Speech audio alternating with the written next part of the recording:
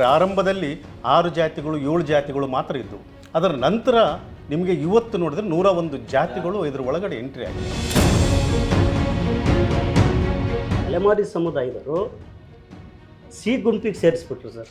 ಈ ಆನೆ ಹಿಂಡೊಳಗಡೆ ಸಣ್ಣ ಕುರಿಮರಿಗಳು ಅವು ಇವನ್ನ ತಗೊಂಡೋಗಿ ಸೇರಿಸ್ದಂಗೆ ಅವು ತುಳಿದಾಗ್ತವೆ ಸರ್. ಬರೀ ಒಂದು ಚುನಾವಣೆಗಳನ್ನು ಗಮನದಲ್ಲಿಟ್ಕೊಂಡು ಒಳ ಮೀಸಲಾತಿ ಬಗ್ಗೆ ಅವರು ಆಯಾ ಸಂದರ್ಭದಲ್ಲಿ ಕೆಲವು ಸಣ್ಣ ಪುಟ್ಟ ತೀರ್ಮಾನಗಳನ್ನು ಮಾಡಿದ್ರು. ಯಾವ ಜನಾಂಗನೂ ಮಾದಿಗ ಜನಾಂಗ ಗೊಂದಲ ಸೃಷ್ಟಿ ಮಾಡಿಲ್ಲ, ವಲಯ ಗೊಂದಲ ಸೃಷ್ಟಿ ಮಾಡಿಲ್ಲ, ಅಥವಾ ಪ್ರವರ್ಗ ಸಿ ಗೊಂದಲ ಸೃಷ್ಟಿ ಮಾಡಿಲ್ಲ. ಗೊಂದಲ ಸೃಷ್ಟಿ ಮಾಡಿರೋದು ಸರ್ಕಾರಗಳು.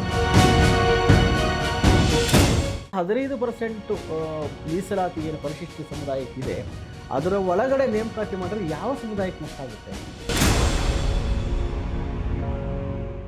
ಎಲ್ಲರಿಗೂ ನಮಸ್ಕಾರ. ಪ್ರಜಾವಾಣಿಯ ಚರ್ಚೆಗೆ ಸ್ವಾಗತ. ನಾನು ವೈಗಾ ಜಗದೀಶ್. ಇವತ್ತು ಪ್ರಜಾವಾಣಿ ಚರ್ಚೆಯಲ್ಲಿ ನಾವು ಒಳ ಮೀಸಲಾತಿಯ ಸಮಸ್ಯೆ ಬಗೆಹರಿಯುವುದು ಹೇಗೆ ಎಂಬ ವಿಷಯ ಕುರಿತು ಚರ್ಚೆ ಮಾಡ್ತಾ ಇದ್ದೇವೆ. ಕರ್ನಾಟಕದಲ್ಲಿ ಇವತ್ತು ಪರಿಶಿಷ್ಟ ಜಾತಿ ಒಳಗಡೆ ಏನು ಒಳ ಮೀಸಲಾತಿಯನ್ನು ಕಲ್ಪಿಸಲಾಗಿದೆ ಅದು ಒಂದು ಸಮಸ್ಯೆಯಾಗಿ ಬೆಳೀತಾ ಇದೆ.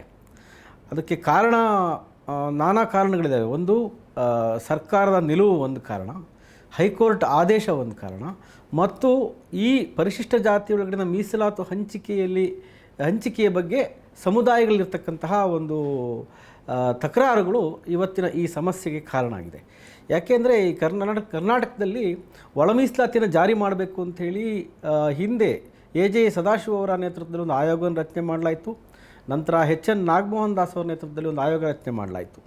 ನಾಗಮೋಹನ್ ದಾಸ್ ಅವರ ವರದಿ ಆಧರಿಸಿ ಈಗಿನ ಸಿದ್ದರಾಮಯ್ಯ ನೇತೃತ್ವದ ಕಾಂಗ್ರೆಸ್ ಸರ್ಕಾರ ಒಂದು ಒಳ ಮೀಸಲಾತಿಯನ್ನು ಜಾರಿ ಮಾಡಿತು. ಆದರೆ ಇಲ್ಲಿ ಒಂದು ಸಮಸ್ಯೆ ಏನಾಗಿತ್ತು, ಹಿಂದಿನ ಬೊಮ್ಮಾಯಿ ಸರ್ಕಾರದ ಅವಧಿಯಲ್ಲಿ ಮೀಸಲಾತಿಯ ಪ್ರಮಾಣ ಏನು ಪರಿಶಿಷ್ಟ ಜಾತಿಯವರಿದೆ ಅದನ್ನು 15% 17% ಏರಿಸಿದರು. ಆ 2% ಏರಿಕೆ ಮಾಡಿದ್ದರಿಂದ ಪರಿಶಿಷ್ಟ ಪಂಗಡದ ಮೀಸಲಾತಿಯನ್ನು 3ರಿಂದ 7ಕ್ಕೆ ಏರಿಸಿದ ಒಟ್ಟು ಮೀಸಲಾತಿಯ ಪ್ರಮಾಣ 56ಕ್ಕೆ ಏರಿತು. ಸುಪ್ರೀಂ ಕೋರ್ಟ್ನ ಆದೇಶದ ಅನುಸಾರ ಯಾವುದೇ ರಾಜ್ಯಗಳ ಮೀಸಲಾತಿ ಪ್ರಮಾಣ 50ಕ್ಕೆ ಮೀರಂಗಿಲ್ಲ. ಇದನ್ನು ಪ್ರಶ್ನೆ ಮಾಡಿ ಕೋರ್ಟಿಗೆ ಹೋದ ಸಂದರ್ಭದಲ್ಲಿ ನೀವು 15ರ ಒಳಗಡೆ ಮೀಸಲಾತಿ ಇಟ್ಕೊಂಡು ಯಾವುದೇ ಕೆಲಸವನ್ನು ಮಾಡಿ 17ಕ್ಕೆ ಅನ್ವಯಿಸಬೇಡಿ ಅನ್ನುವಂತಹ ಒಂದು ಆದೇಶವನ್ನು ಹೈಕೋರ್ಟ್ ಕೊಡ್ತು. ಇದರಿಂದಾಗಿ ರಾಜ್ಯ ಸರ್ಕಾರದ ಎಲ್ಲ ನೇಮಕಾತಿಗಳಲ್ಲಿ ವಿವಿಧ ಇಲಾಖೆಗಳ ನೇಮಕಾತಿಗೆ ತಡೆ ಬಿತ್ತು. ಈ ರಾಜ್ಯದಲ್ಲಿ ನಿರುದ್ಯೋಗಿಗಳು ಕೂಡ ಒಂದು ದೊಡ್ಡ ಮಟ್ಟದ ಹೋರಾಟವನ್ನು ಆರಂಭಿಸಿ ನಮಗೆ ಉದ್ಯೋಗ ಕೊಡಿ ಅಂತೇಳಿ. ಇದರಲ್ಲಿ ಇಕ್ಕಟ್ಟಿ ಸಿಲುಕಿದ ಸರ್ಕಾರ ಇತ್ತೀಚೆಗೆ ಒಂದು ತೀರ್ಮಾನವನ್ನು ತೆಗೆದುಕೊಂಡು ಸುಮಾರು 56,432 ಹುದ್ದೆಗಳನ್ನು ಭರ್ತಿ ಮಾಡ್ತೇವೆ ಅಂಥೇಳಿ. ಈ ಭರ್ತಿ ಮಾಡುವ ಸಂದರ್ಭದಲ್ಲಿ ಮೀಸಲಾತಿಯನ್ನು ಹೇಗೆ ಪರಿಗಣಿಸಬೇಕು ಎಂಬ ವಿಷಯ ಮುನ್ನೆಲೆಗೆ ಬಂದಾಗ ನಾವು 15% ಮೀಸಲಾತಿಯಲ್ಲಿ ಉದ್ಯೋಗವನ್ನು ನೇಮಕಾತಿಯನ್ನು ಮಾಡ್ಕೊಳ್ತೇವೆ. ಏನು ಹೆಚ್ಚಳ ಆಗಿದಂತಹ 2% ಮೀಸಲಾತಿಯ ಏನು ಹುದ್ದೆಗಳಿದ್ದಾವೆ ಅದನ್ನು ಈಗ ನೇಮಕ ಮಾಡ್ಕೊಳ್ಳೋದಿಲ್ಲ, ಕೋರ್ಟ್ ಆದೇಶದ ಅನುಸಾರ ನಾವು ಅದನ್ನು ಮುಂದಿನ ದಿನಗಳಲ್ಲಿ ಭರ್ತಿ ಮಾಡ್ತೇವೆ ಅನ್ನುವಂತಹ ಒಂದು ತೀರ್ಮಾನವನ್ನು ತಗೊಳ್ತು. ಈ ಒಟ್ಟು ಒಳ ಮೀಸಲಾತಿಯಲ್ಲಿ ಏನು ಹಿಂದೆ 15% 17% ಒಳ ಮೀಸಲಾತಿಯನ್ನು ಕೊಡಲಾಗಿತ್ತು, ಅದರಲ್ಲಿ ಬಲಗೈ ಜಾತಿಗಳಿಗೆ 6%, ಎಡಗೈ ಸಂಬಂಧಿತ ಜಾತಿಗಳಿಗೆ 6%, ಸ್ಪೃಶ್ಯ ಮತ್ತು ಅದರಲ್ಲೇನು ಕೊರಮ, ಕೊರಚ, ಲಂಬಾಣಿ, ಬೋವಿ ಈ ಸಮುದಾಯಗಳಿಗೆ 5%. ಇದರಲ್ಲಿ ಅಲೆಮಾರಿಗಳು ಪ್ರತ್ಯೇಕವಾಗಿ 1% ಮೀಸಲಾತಿ ಕೇಳಿದರೂ ಕೂಡ ಈ 3 ಸಮುದಾಯಗಳಲ್ಲಿ ಬರತಕ್ಕಂತಹ ಏನು ಅಲೆಮಾರಿಗಳಿದ್ದಾರೆ ಅವರಿಗೆಲ್ಲ ಹಂಚಿಕೆ ಮಾಡ್ಬೋದು ಅನ್ನುವಂತಹ ಒಂದು ದಾರಿಯನ್ನು ಕೊಡ್ತು. ಆದರೆ ಬಲಾಢ್ಯರ ಜೊತೆಗೆ ಅಲೆಮಾರಿಗಳು ಹೋರಾಟ ಮಾಡಿ ತಮ್ಮ ಮೀಸಲಾತಿಯನ್ನು ದಕ್ಕಿಸಿಕೊಳ್ಳುವ ಸಾಧ್ಯತೆ ಇವತ್ತು ಅಲೆಮಾರಿ ಸಮುದಾಯಕ್ಕಿಲ್ಲ. ಈ ಎಲ್ಲ ಕಗ್ಗಂಟುಗಳು ಇವತ್ತು ನಮ್ಮ ರಾಜ್ಯದ ಮುಂದೆ ನಡೀತಾ ಇದೆ. ಈ ಹಿನ್ನೆಲೆ ಒಳಗಡೆ ಈ ನೇಮಕಾತಿ ಮಾಡೋಕ್ಕೆ ಹೊರಟಿದ್ದನ್ನು ಪ್ರಶ್ನೆ ಮಾಡಿ ಒಳ ಮೀಸಲಾತಿ ಹೋರಾಟ ಸಮಿತಿಯವರು ದೊಡ್ಡ ಮಟ್ಟದ ಹೋರಾಟವನ್ನು ಕೂಡ ಹಮ್ಮಿಕೊಂಡಿದ್ದಾರೆ. ಇವತ್ತು ನಮ್ಮ ಜೊತೆ ಈ ಚರ್ಚೆಯಲ್ಲಿ ಪಾಲ್ಗೊಳ್ಳೋದಕ್ಕೆ ಇಬ್ಬರು ಹೋರಾಟಗಾರರು ನಮ್ಮ ಜೊತೆಗಿದ್ದಾರೆ. ಒಬ್ಬರು ಬಸವರಾಜ್ ಕೌತಾಳ್ ಅವರು ಒಳ ಮೀಸಲಾತಿ ಹೋರಾಟ ಸಮಿತಿಯಲ್ಲಿ ಪ್ರಮುಖರಾಗಿರ್ತಕ್ಕಂಥವರು, ರಾಜ್ಯದಲ್ಲಿ ಒಳ ಮೀಸಲಾತಿ ಜಾರಿ ಆಗೋದಕ್ಕೆ ದೊಡ್ಡ ಮಟ್ಟದ ಹೋರಾಟವನ್ನು ಭಾಳ ಹಿಂದಿನಿಂದಲೂ ಮಾಡ್ಕೊಂಡು ಬಂದಂಥವರು. ಕೌತಾಳ್ ಅವರೇ, ನಿಮಗೆ ಸ್ವಾಗತ. ಸರ್ ನಮಸ್ಕಾರ. ಹಾಗೆಯೇ ಇನ್ನೊಬ್ಬರು ನಮ್ಮ ಜೊತೆಗಿದ್ದಾರೆ ಕೃಷ್ಣದಾಸ್ ಅವರು.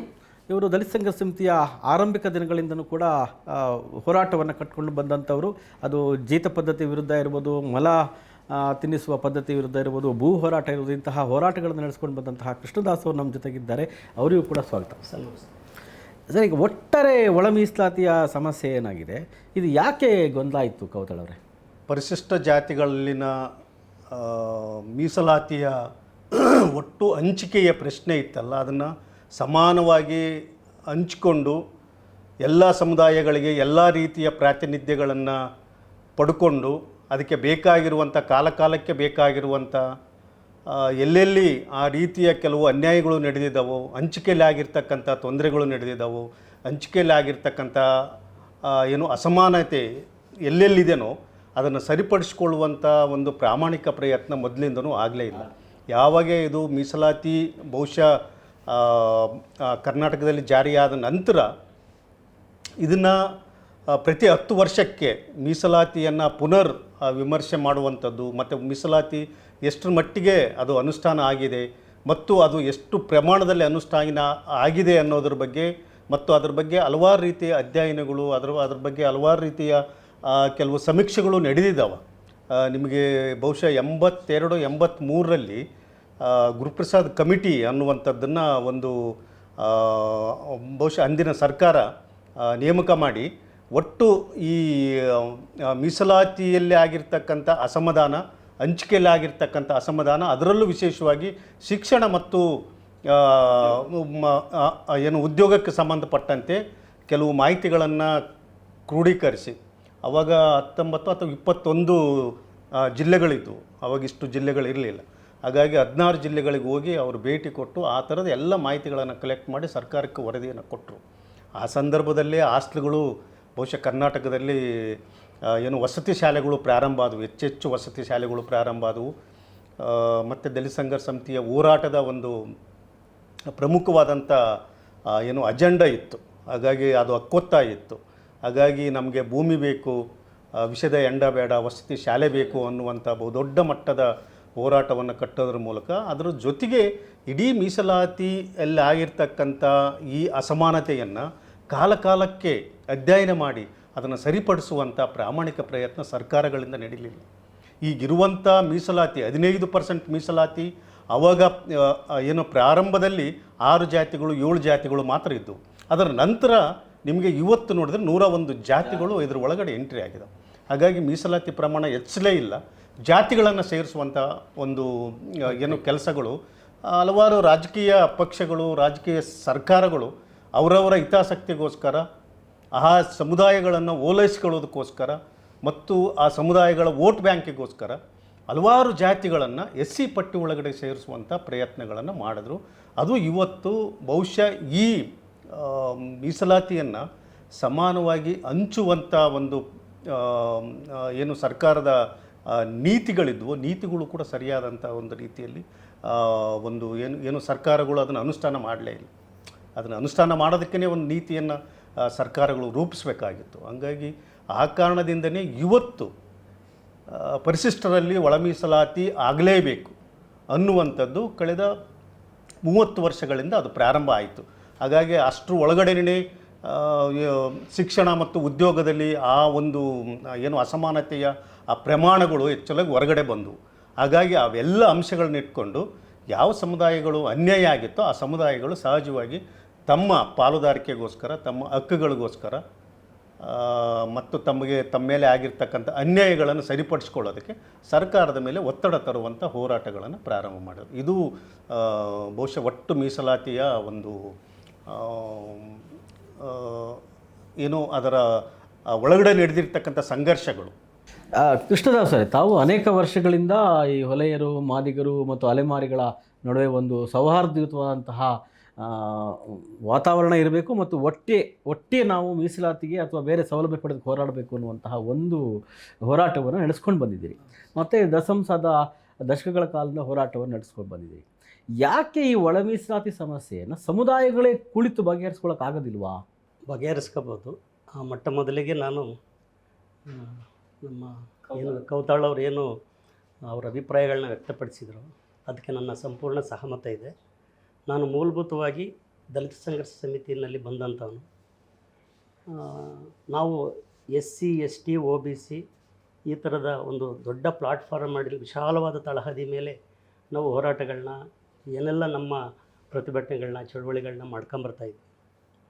ಸೊ ಆ ದೃಷ್ಟಿಕೋನದಲ್ಲಿ ನೋಡೋದೇ ಆದರೆ ನಾವು ದಲಿತ ಸಂಘರ್ಷ ಸಮಿತಿರು 101 ಜಾತಿಗಳಿಗೂ ಕೂಡ 101 + 51 ಪರ್ಟಿಕ್ಯುಲರ್ಗೆ SC ST ನ್ಯಾಯ ಒದಗಿಸ್ಕೊಡ್ಬೇಕು ಅನ್ನೋಂಥದ್ದು ದಸಂಸದ ದೃಢವಾದ ನಿಲುವು.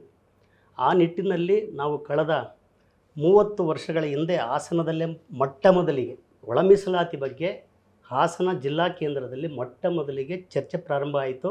ಎನ್ ಗಿರಿಯಪ್ಪನವರು ನಮ್ಮ ದಸಂಸದ ಮೊಟ್ಟ ಮೊದಲ ಅಧ್ಯಕ್ಷರವರು. ಅವರ ಅಧ್ಯಕ್ಷತೆಯಲ್ಲಿ ಚರ್ಚೆ ಆಯಿತು. ಆ ನಂತರದಲ್ಲಿ ಆಂಧ್ರ ಪ್ರದೇಶದಲ್ಲಿ ನಡೆದಂಥ ಒಳ ಮೀಸಲಾತಿ ಚಳುವಳಿಯ ಪ್ರಭಾವಕ್ಕೆ ಒಳಗಾದಂಥ ನಮ್ಮ ಮಾದಿಗ ಸಮುದಾಯಗಳು ಇದನ್ನು ಒಂದು ದೊಡ್ಡ ವಿಶಾಲ ವೇದಿಕೆಯನ್ನು ಮಾಡಿಕೊಂಡು ಅದರಲ್ಲಿ ಹೋರಾಟ ಮಾಡಿಕೊಂಡು ಎಲ್ಲ ಸಂಘಟನೆಗಳು ಕೂಡ ಇಲ್ಲಿವರೆಗೆ ಹೋರಾಟ ಮಾಡ್ಕೊಂಡು ಬಂದಿದ್ದೀವಿ ಸರ್. ನಾನು ಭಾಳ ಪ್ರಜ್ಞಾಪೂರ್ವಕವಾಗಿ ಹೇಳ್ತಾ ಇದ್ದೀನಿ. ನನಗೆ ನನ್ನ ಇದರಲ್ಲಿ ಸಿಕ್ಕಿದಂಥದ್ದು ಜನಗಳು ಕೂತ್ಕೊಂಡು ತೀರ್ಮಾನ ಮಾಡಿಕೊಳ್ಳೋದಕ್ಕಿಂತಲೂ ಸರ್ಕಾರಗಳು ಅದನ್ನು ಆ ತೀರ್ಮಾನವನ್ನು ಸಮಾನ ನ್ಯಾಯವನ್ನು ಸಮಾನತೆಯನ್ನು ಒದಗಿಸ್ಬೇಕಾದಂಥ ಸರ್ಕಾರಗಳ ಜವಾಬ್ದಾರಿ. ಅದನ್ನೇ ಕೌತಾಳ ಸರ್ ಹೇಳಿದ್ದು. ಇಲ್ಲಿ ಆಗಿದ್ದು ಅಷ್ಟೇ. ಹಿಂದಿನ ಸರ್ಕಾರಗಳು ಬಿಟ್ಬಿಡಿ ಸರ್. ಹಿಂದಿನ ಸರ್ಕಾರಗಳು ಪರ್ಟಿಕ್ಯುಲರ್ಗೆ ಇವತ್ತಿನ ಸರ್ಕಾರ ಮತ್ತು ಹಿಂದಿನ ಸರ್ಕಾರ 2022ರಲ್ಲಿದ್ದಂಥ ಬೊಮ್ಮಾಯಿ ನೇತೃತ್ವದ ಸರ್ಕಾರ, ಈಗಿರತಕ್ಕಂಥ ಸಿದ್ದರಾಮಯ್ಯ ನೇತೃತ್ವದ ಸರ್ಕಾರಗಳ ಒಂದು ಅದನ್ನು ಅಸಡ್ಡೆ ಅನ್ನೋದು ಅಥವಾ ಉದಾಸೀನ ಅನ್ನೋದು ಅಥವಾ ಪ್ರಜ್ಞಾಪೂರ್ವಕವಾಗಿ ಮಾಡ್ತಾ ಇದ್ದಾರೆ ಅಂತ ಅನ್ಸೋದು ಗೊತ್ತಿಲ್ಲ. ಈ ಎರಡೂ ಸರ್ಕಾರಗಳು ಮಾಡಿದಂಥ ಒಳ ಮೀಸಲಾತಿಯ ಕೆಟ್ಟ ಒಂದು ಇದರಿಂದಾಗಿ ಇವತ್ತು ಜನಗಳು ಪರಿತಪಿಸ್ತಕ್ಕಂಥ ಒಂದು ವಾತಾವರಣ ನಿರ್ಮಾಣ ಆಗಿದೆ ಸರ್. ನಾನು ಅದನ್ನೇ ಹೇಳ್ತಾ ಇದ್ದೆ. ಈಗಾಗಲೇ ಕೇಂದ್ರ ಸರ್ಕಾರದಲ್ಲಿ EWS ಕೊಟ್ಟರು ಸರ್. ಅದನ್ನೇ ಸುಪ್ರೀಂ ಕೋರ್ಟ್ ಸೀಲಿಂಗ್ ವೈಲೇಷನ್ ಮಾಡಿ ಕೊಟ್ಟಿದ್ದರು. ಇವರು ಪುನಃ ಇದನ್ನು ಮಾಡೋ ಅಂಥ ಅವಶ್ಯಕತೆ ಇರಲಿಲ್ಲ ಸರ್. ಇದನ್ನು 2022ರಲ್ಲಿ ಬೊಮ್ಮಾಯಿ ಅವರು 15 ಮಾಡೋ ಅಂಥ ಅವಶ್ಯಕತೆ ಏನು ಇರಲಿಲ್ಲ ತಕ್ಷಣಕ್ಕೆ. ಯಾಕೆಂದರೆ ಸುಪ್ರೀಂ ಕೋರ್ಟ್ನ ಅರಿವಿತ್ತು ಅವ್ರಿಗೆ. ಅದು ಮಾಡಿದ್ದು ಮೊದಲನೇ ತಪ್ಪು. ಮಾಡಿದ್ರು ಆಯಿತು. ಅದನ್ನು ಪಾರ್ಲಿಮೆಂಟಿಗೆ ಒತ್ತಾಕಿ ಅಲ್ಲಿಂದ ಅನುಮೋದನೆ ತಗೊಂಡು 9th ಶೆಡ್ಯೂಲಲ್ಲಿ ಸೇರಿಸ್ತಕ್ಕಂಥ ಅವಕಾಶಗಳು ಕೂಡ ಇದ್ದವು. ಆ ಎಲ್ಲ ಅವಕಾಶಗಳನ್ನೂ ಚೆಲ್ಲಿದ್ರು ಅವರು ಸರ್. ಈ ಸಂಬಂಧ ಹೈಕೋರ್ಟಲ್ಲಿ ರಿಟ್ ಪಿಟಿಷನ್ ಇದೆ ಸರ್. ಹೈಕೋರ್ಟು ತಡೆಯಾಜ್ಞೆ ನೀಡಿದೆ ಮಾಡಿಕೊಡೋದು ಅಂತ. ಎರಡನೇದು ಅಲೆಮಾರಿ ಸಮುದಾಯದವರು ಸಿ ಗುಂಪಿಗೆ ಸೇರಿಸ್ಬಿಟ್ರು ಸರ್. ಈ ಆನೆ ಹಿಂಡೊಳಗಡೆ ಸಣ್ಣ ಕುರಿಮರಿಗಳು ಅವು ಇವನ್ನ ತಗೊಂಡೋಗಿ ಸೇರಿಸ್ದಂಗೆ ಅವು ತುಣಿದಾಗ್ತವೆ ಸರ್. ಏನು ಇಲ್ಲಿವರೆಗೂ ಲೋಕಜ್ಞಾನನೇ ಗೊತ್ತಿಲ್ಲ, ಶಿಕ್ಷಣನೇ ಪಡೆದಿಲ್ಲ ಆ ಸಮುದಾಯಗಳು. ಅಂಥ ಸಮುದಾಯಗಳನ್ನ ತೆಗೆದುಕೊಂಡೋಗಿ ಅಸ್ಪೃಶ್ಯ ಬಲಾಢ್ಯ ಸಮುದಾಯಗಳಿಗೆ ತಗೊಂಡೋಗಿ ಸೇರಿಸಿದರೆ ಅವ್ರ ಕತೆ ಏನಾಗಬೇಕು ಅವ್ರದ್ದು.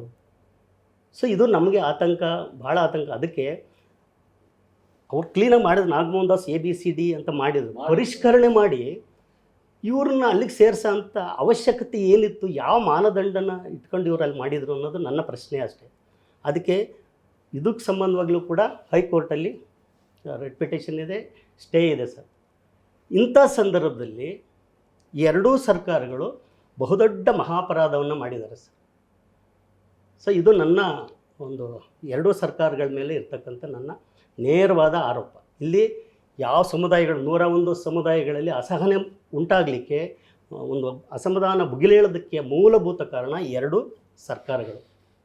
ಅಂದರೆ ಬಸವರಾಜ ಬೊಮ್ಮಾಯಿ ಅವರು ಮುಖ್ಯಮಂತ್ರಿ ಆದ ಕೊನೆಯ ಹೊತ್ತುಗಳಲ್ಲಿ, ಚುನಾವಣೆ ಹೊತ್ತಿನಲ್ಲಿ ಈ ಒಳ ಮೀಸಲಾತಿಯನ್ನು ಜಾರಿ ಮಾಡಿದ್ರು. ಅವರದ್ದೇ ಕೇಂದ್ರ ಸರ್ಕಾರ ಇತ್ತು. ನರೇಂದ್ರ ಮೋದಿ ಅವರ ನೇತೃತ್ವದ ಕೇಂದ್ರ ಸರ್ಕಾರ ಅವತ್ತು ಇತ್ತು, ಇವತ್ತು ಇದೆ. ಬೊಮ್ಮಾಯಿ ಅವರಿಗೆ ಮತ್ತು ಈಗ ಏನು ಒಳ ಮೀಸಲಾತಿಯನ್ನು ಜಾರಿ ಮಾಡಿಲ್ಲ ಅಂತ ಹೋರಾಟ ಮಾಡ್ತಿದ್ದಾರಲ್ಲ, ಕಾರಜೋಳ ಅವರಿರ್ಬೋದು, ನಾರಾಯಣ ಸ್ವಾಮಿ ಅವರು ಇರ್ಬೋದು, ಅಥವಾ ಛಲವಾದಿ ನಾರಾಯಣ ಸ್ವಾಮಿ ಇರ್ಬೋದು, ಇವರೆಲ್ಲ ಏನಿದ್ದಾರೆ ಇವಾಗ ಸಂಸದರಿದ್ದಾರೆ. ಯಾರು ಕಾರಜೋಳ ಅವರು, ನಾರಾಯಣ ಸ್ವಾಮಿ ಅವರು ಅವತ್ತೇ ಸಮಾಜ ಕಲ್ಯಾಣ ಸಚಿವರಾಗಿದ್ದರು ಕೇಂದ್ರದಲ್ಲಿ. ಅವ್ರಿಗೆ ಗೊತ್ತಿತ್ತು 9th ಶೆಡ್ಯೂಲ್ಗೆ ತಿದ್ದುಪಡಿ ತರದೇನೆ ಮಾಡೋಕ್ಕಾಗೋದಿಲ್ಲ ಅಂತ.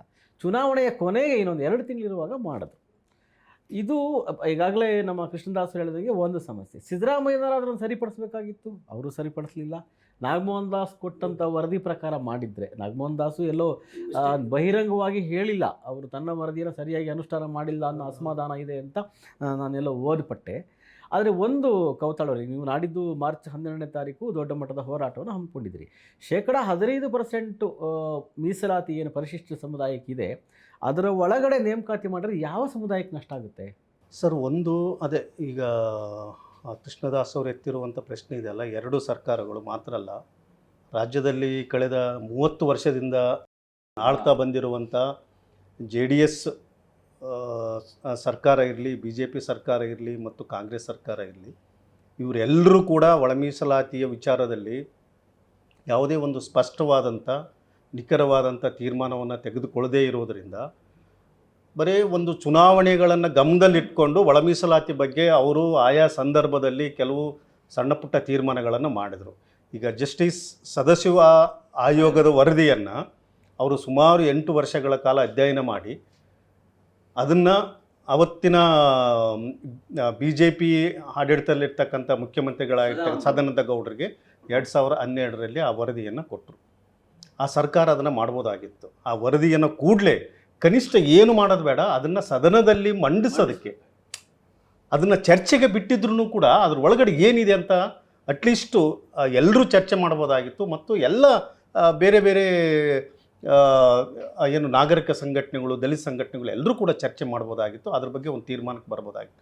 ಅಂತಿಮವಾಗಿ ಏನಾಯಿತು, ಅದು ಏನೋ ಸದಾಶಿವ ಆಯೋಗ ಅನ್ಸೈಂಟಿಫಿಕ್ ಆಗಿದೆ, ಅದರಲ್ಲಿ ಯಾವುದಾದ್ರೂ ಏನೋ ಸಮಗ್ರವಾದ ಮಾಹಿತಿಗಳಿಲ್ಲ ಮತ್ತು ಸಮಗ್ರವಾದಂಥ ಸಮೀಕ್ಷೆಗಳು ಆಗಿಲ್ಲ, ಅವು ಎಲ್ಲವುಗಳು ಆಪಾದನೆ ಬಂದು ಅದು ಅಂತಿಮವಾಗಿ ಎಲ್ಲ ಸರ್ಕಾರಗಳು ವಿಶೇಷವಾಗಿ ಸ್ಪೃಶ್ಯ ಸಮುದಾಯಗಳು ಅದರ ಮೇಲೆ ಒಂದಲ್ಲ ಒಂದು ರೀತಿ ಆಪಾದನೆ ಮಾಡಿ ಆ ವರದಿಯನ್ನು ಸಂಪೂರ್ಣವಾಗಿ ನೆಲಕಚ್ಚುವಂಥ ರೀತಿಯಲ್ಲಿ ಮಾಡಿದರು.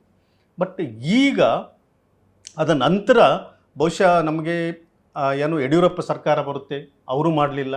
ಮತ್ತು ನಮ್ಮ ಜಗದೀಶ್ ಶೆಟ್ಟರ್ ಏನು ಮುಖ್ಯಮಂತ್ರಿ ಆಗ್ತಾರೆ, ಅವರು ಕೂಡ ಮಾಡಲಿಲ್ಲ. ಹಂಗಾಗಿ ಕುಮಾರಸ್ವಾಮಿ ಮಾಡ್ತಾರೆ, ಅವರು ಮಾಡಲಿಲ್ಲ. ಮತ್ತು ಕುಮಾರಸ್ವಾಮಿ ಅವರು ಒಂದು ಕಾಂಗ್ರೆಸ್ ಸರ್ಕಾರ ಜೊತೆ ಹೊಂದಾಣಿಕೆ ಮಾಡಿಕೊಂಡಾಗ ಅವರು ಕೂಡ ನಾವು ಇದು ಮಾಡಲಿಲ್ಲ. ಈವನ್ ಯಡಿಯೂರಪ್ಪ ಅವರು ಮತ್ತು ಕುಮಾರಸ್ವಾಮಿ ಅವರು ಇದ್ದಾಗ, ಆಡಳಿತದಲ್ಲಿದ್ದಾಗ ಕೂಡ ಇದು ದೊಡ್ಡ ಪ್ರಶ್ನೆಯಾಗಿ ಹೋರಾಟವಾಗಿತ್ತು, ಅದನ್ನೂ ಕೂಡ ಮಾಡಲೇ ಇಲ್ಲ.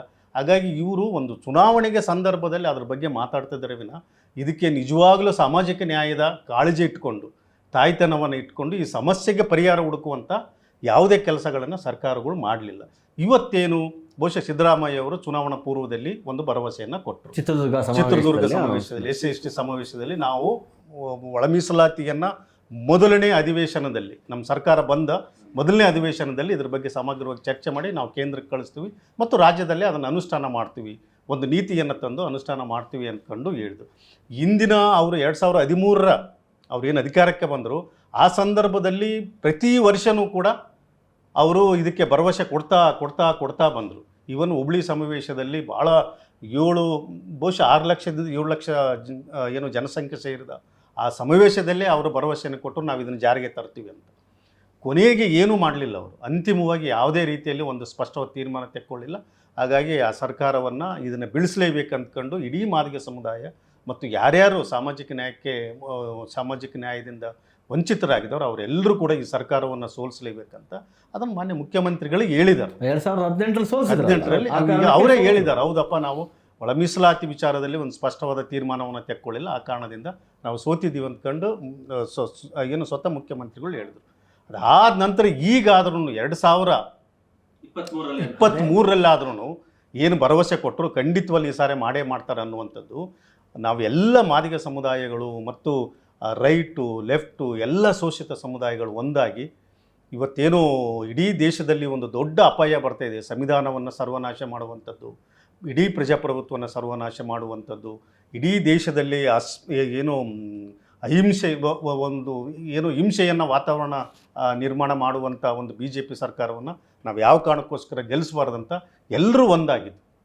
ಹಾಗಾಗಿ ಮತ್ತೆ ನಾವು ಸಿದ್ದರಾಮಯ್ಯವರು ಈ ಸಾರಿ ಮಾಡ್ತಾರೆ ಅನ್ನುವಂಥ ಭರವಸೆಯಿಂದ ಅವರು ನಾವು ಗೆಲ್ಲಿಸಿದ್ವಿ. ನಾವೆಲ್ಲರೂ ಕೂಡ ತುಂಬ ಕೆಲಸ ಮಾಡಿದ್ವಿ, ಹಲವಾರು ಅಧ್ಯಯನಗಳು ಮಾಡಿದ್ದಾರೆ. ಮಾದಿಗ ಸಮುದಾಯಗಳೇ ಅವರ ಓಟಿನ ಪರ್ಸೆಂಟೇಜ್ ನೋಡಿದರೆ 63% ಮಾದಿಗ ಸಮುದಾಯಗಳು ಓಟ್ ಹಾಕಿದಾರ ಅನ್ನುವಂಥ ಕೆಲವು ಕಾಂಗ್ರೆಸ್ಸಿಗೆ. ಹಾಗಾಗಿ ಅದರಲ್ಲಿ ಲೆಫ್ಟು ರೈಟು ಆಲ್ಮೋಸ್ಟ್ 66% ರೈಟ್ ಕಮ್ಯುನಿಟಿಯವರ ಓಟು ಇವತ್ತು ಬಲಗೈ ಸಮುದಾಯದವರ ಓಟು ಕಾಂಗ್ರೆಸ್ಸಿಗೆ ಬಿದ್ದರೆ, ಅದೇ ರೀತಿಯಲ್ಲಿ ಲೆಫ್ಟ್ ಕಮ್ಯುನಿಟಿಯಲ್ಲಿ ಏನು 63% ಓಟುಗಳು ಬಿದ್ದಿದ್ದವು. ಹಾಗಾಗಿ ಅತಿ ಹೆಚ್ಚಿನ ರೀತಿಯಲ್ಲಿ ನಾವು ಇವ್ರ ಮೇಲೆ ಭರವಸೆನೇ ಇಲ್ಲದಿರುವಂಥ ಸಂದರ್ಭದಲ್ಲಿ ನಾವು ಇವ್ರ ಮೇಲೆ ಭರವಸೆ ಮಾಡಿ ಸಂವಿಧಾನವನ್ನು ಉಳಿಸಬೇಕು. ಅದು ನಮಗೆ ಒಳ ಮೀಸಲಾತಿಗಿಂತ ಸಂವಿಧಾನ ಉಳಿಸಬೇಕಾದಂಥ ಬಹುದೊಡ್ಡ ಜವಾಬ್ದಾರಿ ಇದೆ ಕಣ್ರಿ. ಹಾಗಾಗಿ ನಾವು ಇಡೀ ರಾಜ್ಯ ವ್ಯಾಪ್ತಿ ನಾವು ಚುನಾವಣೆಯನ್ನು ಮಾಡೋದ್ರ ಮೂಲಕ ಸರ್ಕಾರದ ಜೊತೆ ಒಂದು ಚೌಕಾಸಿಯನ್ನು ಕೂಡ ನಾವು ಪ್ರಾರಂಭ ಮಾಡಿದ್ವಿ. ನೋಡ್ರಿ, ನಾವು ಈ ಸಾರಿ ಮಾದಿಗ ಸಮುದಾಯಗಳನ್ನು ಯಾವ ಕಾರಣಕ್ಕೋಸ್ಕರ BJPಗೆ ನಾವು ವರ್ಗಾವಣೆ ಮಾಡೋಕ್ಕೆ ನಾವು ಬಿಡೋದಿಲ್ಲ. ನಾವು ಇಡೀ ಎಲ್ಲ ಹೋರಾಟಗಾರರು ಒಂದಾಗಿ ಇಡೀ ಕಾಂಗ್ರೆಸ್ಸನ್ನು ನಾವು ಗೆಲ್ಲಿಸ್ತೀವಿ. ನೀವು ಇಡೀ ಏನು ಒಳ ಮೀಸಲಾತಿ ಕಳೆದ 20-25 ವರ್ಷಗಳಿಂದ ನೆನೆಗುದಿಗೆ ಬಿದ್ದಿದೆ. ಅದನ್ನು ನೀವು ಪ್ರಾಮಾಣಿಕವಾಗಿ ಸಾಮಾಜಿಕ ನ್ಯಾಯದ ಅಡಿಯಲ್ಲಿ ಹಂಚುವಂಥ ಮತ್ತು ಅದನ್ನು ವರ್ಗೀಕರಣ ಮಾಡುವಂಥ ಕೆಲಸಗಳನ್ನು ಮಾಡಬೇಕಂತ ನಾವು ಸರ್ಕಾರ ಜೊತೆ ರಾಹುಲ್ ಗಾಂಧಿ ಜೊತೆ ಮಾತಾಡಿದ್ವಿ ಬಿಜಾಪುರಲ್ಲಿ. ಸುರ್ಜೇವಾಲಾ ಅವ್ರ ಜೊತೆ 2-3 ಸಭೆಗಳಾದವು. ಚೀಫ್ ಮಿನಿಸ್ಟರ್ ಜೊತೆ ಅವಾಗಿನ ವಿರೋಧ ಪಕ್ಷದ ನಾಯಕರಾಗಿರ್ತಕ್ಕಂಥ ಸಿದ್ದರಾಮಯ್ಯ ಅವ್ರ ಜೊತೆ ಮಾತಾಡಿದ್ವಿ, DK ಅವ್ರ ಜೊತೆ ಮಾತಾಡಿದ್ವಿ, ಎಲ್ಲರ ಜೊತೆ ಮಾತಾಡಿದ್ವಿ. ಇದನ್ನು ಈವನ್ ನಮ್ಮ ಪರಮೇಶ್ವರ್ ಅವ್ರ ಜೊತೆ ಒಂದು ಚರ್ಚೆ ಆಗಿದೆ ಮತ್ತು ಪ್ರಿಯಾಂಕ್ ಖರ್ಗೆ ಅವ್ರ ಜೊತೆ ಚರ್ಚೆ ಆಗಿದೆ. ಎಲ್ಲ ಹಂತದಲ್ಲಿ ಚರ್ಚೆ ಮಾಡಿ ಇದು ಅನುಷ್ಠಾನ ಮಾಡೇ ಮಾಡ್ತಾರೆ ಅನ್ನುವಂಥ ದೊಡ್ಡ ಭರವಸೆ ಆಯಿತು. ಆದರೆ ಇವರು ಕೊನೆಗೆ ಮಾಡಲಿಲ್ಲ. ಅಂತಿಮವಾಗಿ 2024ರಲ್ಲಿ ಸುಪ್ರೀಂ ಕೋರ್ಟ್ ಒಂದು ಸ್ಪಷ್ಟವಾದಂಥ ಏನು ತೀರ್ಪನ್ನು ಕೊಡ್ತೋ ಆ ತೀರ್ಪಿಗೆ ಅನಿವಾರ್ಯವಾಗಿ ಸಿದ್ದರಾಮಯ್ಯವರು ಇದನ್ನು ಒಪ್ಪಲೇಬೇಕಾಗಿತ್ತು, ಇದನ್ನು ಅನುಷ್ಠಾನ ಮಾಡಲೇಬೇಕಾದಂಥ ಒಂದು ಸಂದರ್ಭ ಬಂದಿರೋದ್ರಿಂದ ಸುಪ್ರೀಂ ಕೋರ್ಟ್ ಆಧಾರದ ಮೇಲೆ ಏನು ಸುಪ್ರೀಂ ಕೋರ್ಟು ಇಡೀ ಪರಿಶಿಷ್ಟರ ಮೀಸಲಾತಿ ಒಳಗಡೆ ಏನು ಒಳ ವರ್ಗೀಕರಣವನ್ನು ಮಾಡಬೇಕು ಮತ್ತು ಅದನ್ನು ಜಾರಿಗೆ ತರೋದು ರಾಜ್ಯ ಸರ್ಕಾರಗಳ ಅಧಿಕಾರ ಇದೆ ಅನ್ನುವಂಥದ್ದನ್ನು ಯಾವಾಗ ಒಂದು ತೀರ್ಪನ್ನು ಕೊಟ್ಟಿತು, ಅದರ ಆಧಾರದ ಮೇಲೆ ಸರ್ಕಾರ ಒಂದು ಪ್ರಯೋಗವನ್ನು ಮಾಡಿತು. ಜಸ್ಟಿಸ್ ನಾಗಮೋಹನ್ ದಾಸ್ ಅವರ ಕೂಡಲೇ, ಯಾಕಂತಂದರೆ ಅವರು ಸುಪ್ರೀಂ ಕೋರ್ಟ್ ತೀರ್ಪು ಕೊಡುವಾಗ ನಿಖರವಾದ ದತ್ತಾಂಶಗಳನ್ನು ಅಟ್ಲೀಸ್ಟು ಕೆಲವು ಪ್ರಮುಖವಾದ ದತ್ತಾಂಶಗಳನ್ನು ಅಧ್ಯಯನ ಮಾಡಿ ಅದರ ಆಧಾರದ ಮೇಲೆ ನೀವು ವರ್ಗೀಕರಣ ಮಾಡಂತೆ ಏನು ಹೇಳ್ತು, ಅದಕ್ಕೆ ಸಂಬಂಧಪಟ್ಟಂತೆ ಸರ್ಕಾರ ತುಂಬ ಆ್ಯಕ್ಟಿವ್ ಆಗಿ ಕೆಲಸ ಮಾಡಿತು. ಜಸ್ಟಿಸ್ ನಾಗಮೋಹನ್ ದಾಸ್ ಅವರ ಏನು ಸದಸ್ಯತ್ವದಲ್ಲಿ ಏನು ಅವರ ಸದಸ್ಯರ ನೇಮಕ ಮಾಡಿ ಸುಮಾರು 1.5 ತಿಂಗಳು ಅಧ್ಯಯನವನ್ನು ಮಾಡಿ ಸಮೀಕ್ಷೆ ಮಾಡಿ ಎಲ್ಲ ಮಾಹಿತಿಗಳನ್ನು ಕ್ರೋಢೀಕರಿಸಿ ಭಾಳ ಅತ್ಯಂತ ವೈಜ್ಞಾನಿಕವಾದಂಥ ಒಂದು ಅಧ್ಯಯನವನ್ನು ಏನು ಸಂಶೋಧನೆಯನ್ನು ಮಾಡಿ ಅವರು ಒಂದು ತುಂಬ ವೈಜ್ಞಾನಿಕವಾಗಿರ್ತಕ್ಕಂಥದ್ದು ಒಂದು ನ್ಯಾಚುರಲ್ ಜಸ್ಟಿಸ್ ಅಂತ ಏನು ಹೇಳ್ತಾರೋ ಆ ರೀತಿಯಲ್ಲಿ ವರದಿಯನ್ನು ಕೊಟ್ಟರು. ಬಟ್ ಸರ್ಕಾರ ಮಾಡಿದ್ದೇನಂತ ಹೇಳಿದ್ರೆ ಅವರು ಕೊಟ್ಟಿರುವಂಥ ವರದಿಯನ್ನು ಬಿಟ್ಟು ತಮ್ಮದೇ ಆದಂಥ ರಾಜಕೀಯ ಕಾರಣಗಳಿಗೋಸ್ಕರ, ರಾಜಕೀಯ ಇಚ್ಛಾಶಕ್ತಿಗೋಸ್ಕರ ಅವರು ಮಾಡಿರುವಂಥ ABCDE ಅನ್ನುವಂಥ ಒಂದು ಇಡೀ ಏನು ಫಾರ್ಮುಲಾ ಇತ್ತು ಅದನ್ನು ಬಿಟ್ಟು ಇದು ರಾಜಕೀಯ ಕಾರಣಗಳು ABCD ಅಂತ ಮಾಡಿಕೊಂಡು ಇವತ್ತು ಈ ಎಲ್ಲ ಏನು ಗೊಂದಲಗಳಿಗೆ ಮತ್ತು ಇಡೀ ಇವತ್ತು ಬೇರೆ ಬೇರೆ ರೀತಿಯ ಇವತ್ತು ಕೋರ್ಟಿಗೆ ಹೋಗೋದಕ್ಕೆ, ಇವತ್ತು ಕೋರ್ಟಲ್ಲೂ ಒಂದು ಸಂಘರ್ಷ ನಡೀತಿದೆ ಮತ್ತು ಜನರ ಸಂಘರ್ಷಗಳು ಇವತ್ತು ಇನ್ನಷ್ಟು ಹೆಚ್ಚಾಗ್ತಾ ಇದೆ. ಇದನ್ನ ಸರ್ಕಾರಗಳೇ ಖುದ್ದಾಗಿ ತಾವೇ ನಿರ್ಮಾಣ ಮಾಡಿರ್ತಕ್ಕಂಥ ಒಂದು ಏನು ಅನ್ಯಾಯ ಇದು. ಹಾಗಾಗಿ ಈ ಅನ್ಯಾಯದ ವಿರುದ್ಧ ಸಹಜವಾಗಿ 30-35 ವರ್ಷಗಳಿಂದ ಯಾರು ತಮ್ಮ ಸಾಮಾಜಿಕ ನ್ಯಾಯಕ್ಕೆ ಹೋರಾಟ ಮಾಡ್ತಾ ಬಂದಿದ್ರು ಅವರು ಇವತ್ತಿಗೂ ಸಂಘರ್ಷ ಮಾಡ್ತಾ ಇದ್ದಾರೆ. ಬಹುಶಃ ಆ ಸಂಘರ್ಷ ಮುಂದುವರಿಯುತ್ತೆ. ಅಲ್ಲ, ಈಗ ನಿಮ್ಮ ಚರ್ಚೆನ ಮುಂದುವರಿಸೋದಾದರೆ ಕೃಷ್ಣದಾಸ್ ಅವರಿಗೆ ಒಂದು ಮೊದಲೇನಿತ್ತು, ಸುಪ್ರೀಂ ಕೋರ್ಟ್ನ ಸಮಸ್ಯೆ ಇತ್ತು, ಕೋರ್ಟು ಹೇಳಿರಲಿಲ್ಲ. ಮತ್ತು ನಮ್ಮ ಹತ್ರ ಈಗಾಗಲೇ ನೀವು ಪ್ರಸ್ತಾಪ ಮಾಡಿದಂಗೆ ಎಂಪೆರಿಕಲ್ ಡಾಟಾ ಏನಿದೆ, ನಿಖರವಾದ ದತ್ತಾಂಶ, ಸಮುದಾಯದ ಹಿಂದುಳಿದಿರುವಿಕೆಯ ಬಗ್ಗೆ ದತ್ತಾಂಶ ಇರಲಿಲ್ಲ. ನಾಗಮೋಹನ್ ದಾಸ್ ಅವರು ನಿರಂತರವಾಗಿ ಅಧ್ಯಯನ ಮಾಡಿ ಎಂಪೆರಿಕಲ್ ಡಾಟಾವನ್ನು ಕಲೆಕ್ಟ್ ಮಾಡಿದ್ರು. ಅದಕ್ಕೆ ಸರಿ ಹೊತ್ತಿನಲ್ಲೇ ಅದಕ್ಕಿಂತ ಪೂರ್ವದಲ್ಲಿ ಕೋರ್ಟ್ ಕೂಡ ರಾಜ್ಯದ ವಿವೇಚನೆ ಅಂತ ಹೇಳ್ತು. ಈಗ ನಮಗೆ ತುಂಬ ಓಪನ್ ಆಗಿಬಿಟ್ಟಿದೆ, ಮೀಸಲಾತಿ ಕೊಡೋದಕ್ಕೆ ಯಾವುದೇ ಸಮಸ್ಯೆ ಇಲ್ಲ. ಈಗಾಗಲೇ ಕೌತಾಳ್ ಅವರು ಹೇಳಿದರು ರಾಜಕೀಯ ಕಾರಣಗಳಿಗಾಗಿ ಮಾಡಿದ್ರು ಅಂತ. ಬಟ್ ಈ ಹಂತದಲ್ಲಿ ಸಿದ್ದರಾಮಯ್ಯ ಅವರು ಇದನ್ನು ಮರುಪರಿಷ್ಕರಣೆ ಮಾಡಲಿಕ್ಕೆ ಅವಕಾಶ ಇದೆಯಾ? ಯಾಕೆಂದರೆ 6-5 ಕೊಟ್ಬಿಟ್ಟಿದ್ದಾರೆ. ಈಗ ಮತ್ತೆ ಪುನಃ ಆರ್ಡರ್ ಚೇಂಜ್ ಮಾಡಬೇಕು, ಮೊನ್ನೆ ಬೇರೆ ಮಸೂದೆ ತಂದರು, ಮತ್ತೆ ಮಸೂದೆ ತರಬೇಕು, ಸಾಧ್ಯನಾ? ಅದೇ ಕಾನೂನಿನ ಸಂಘರ್ಷ ಇದೆ ಸರ್ ಇಲ್ಲಿ. ಒಂದು ಈಗೇನು ಮಾಡಿದರು, ನ್ಯಾಯಮೂರ್ತಿ ನಾಗಮೋಹನ್ ದಾಸ್ ಅವರ ಆಯೋಗದ ವರದಿನ ಪರಿಷ್ಕರಣೆ ಮಾಡಿ ಈಗೇನು ಹಂಚಿದಾರೋ ABC ಅಂತ, ಈ ಹಂಚಿಕೆಯನ್ನು ಪಾಪ್ಯುಲೇಷನ್ ಮೇಲೆ ಏನು 17% ಮೇಲೆ ಅದನ್ನು ಕ್ಯಾಟಗರಿ ಮಾಡಿ ರೋಸ್ಟರ್ ಬಿಂದುವನ್ನು ಅನ್ವಯಿಸಿದ್ದಾರೆ ಸರ್. ಈಗ ಪ್ರವರ್ಗ ಎ ಗುಂಪಿನ ಮಾದಿಗ ಸಂಬಂಧಿತ ಜಾತಿಗಳು ಏನು ಕೇಳ್ತಾ ಇದ್ದಾರೆ, ಈಗೇನು ಧಾರವಾಡದಲ್ಲಿ ಇತ್ತೀಚೆಗೆ ಏನು ಸಾಮಾನ್ಯ ವರ್ಗದ ಜನರು ಮತ್ತು ಎಲ್ಲ ವರ್ಗದ ಜನರು ಸೇರಿ ಒಂದು ಬೃಹತ್ ಪ್ರತಿಭಟನೆ ಮಾಡಿದರ ಒಂದು ಫಲವಾಗಿ ಅದಕ್ಕೆ ಸರ್ಕಾರ ಬೆದರಿ ಮೊದಲು ಸುಮಾರು 2,84,000 ಹುದ್ದೆಗಳಿದೆ ಸರ್. ಅದ್ರ ಪೈಕಿ 56,000 ತಾವು ಹೇಳ್ದಂಗೆ 432 ಹುದ್ದೆಗಳನ್ನ ಮೊದಲನೇ ಹಂತದಲ್ಲಿ ತುಂಬಲಿಕ್ಕೆ ಹೊರಟಿದ್ದಾರೆ. ಇಲ್ಲಿಯೂ ಕೂಡ ಅವ್ರ ಪ್ರಶ್ನೆ ಕೇಳ್ತೇವೆ, ಈ ಪ್ರವರ್ಗದವ್ರ ಆಲಸ ಅಂತ ವಿವೇಕ ಇರಬೇಕು ಸರ್ಕಾರಕ್ಕೆ. ಮಾದಿಗರ ಕೇಳ್ತಾರೆ ಪ್ರಶ್ನೆನ, ಅವ್ರ ಪ್ರಶ್ನೆನ ಆಲಸ ಅಂತ ವಿವೇಕ ಇರಬೇಕು. ವಲಯ ಸಂಬಂಧಿತ ಜಾತಿಗಳು ಕೇಳ್ತಾರೆ, ಅವ್ರ ಮಾತನ್ನು ಆಲಸ ಅಂತ ವಿವೇಕ ಇರಬೇಕು.